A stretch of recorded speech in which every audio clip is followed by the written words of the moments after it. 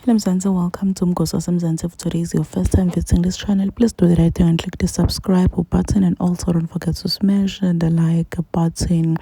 Uvuyokazi Ncweni shows off her new body after abuya lapha eTurkey kuwenda mtimba wakhe. Kayisithatha ukuthi bantu labanemali bayawenda mtimba, bende impumulo, bende tipuni, bende ama-hips, banqiphise, bendeni, bafake emabele, bakhiphe emabele ngenta yonke into zilong nje unemashankura. So uvuyokazi bekasetake wenda mtimba wakhe nayehlisa kancane, and guess what, she's beautiful. Oh man, she's gorgeous.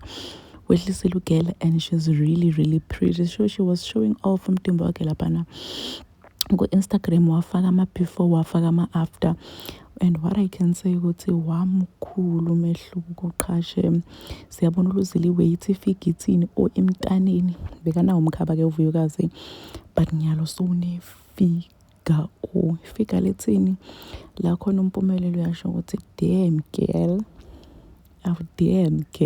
she's really gorgeous. Shams abantu abaningi njena bebaloku bababada abasho ukuthi gele awumuhle uyababa. So people were saying ukuthi uvuyokazi akanikede phela na Tirelo iplug, because we know ukuthi uTirelo people were complaining ngemtimba waTirelo bathi ave ayembidlembidle ugele kancane nje uyakhuphuka, kancane nje uyakhuphuka. There's a video yakhe la bekajayiva khona, I think it was some sort of an event la bekakhona nampumelelo ajayiva, and people were like damn girl, hayi girl kubi.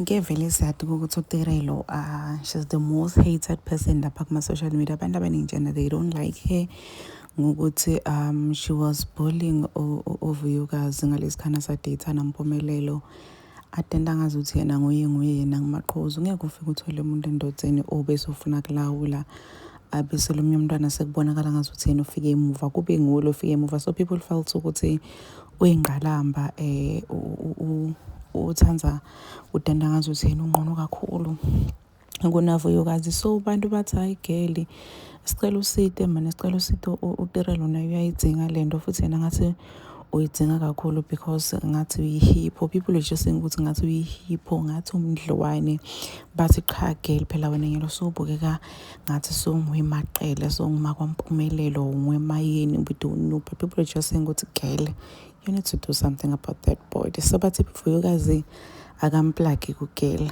amkhombe indlela. Please do comment what you think below down in the comment section. Don't forget to hit the notification bell. I will see you on the next one. I'm signing out. Goodbye.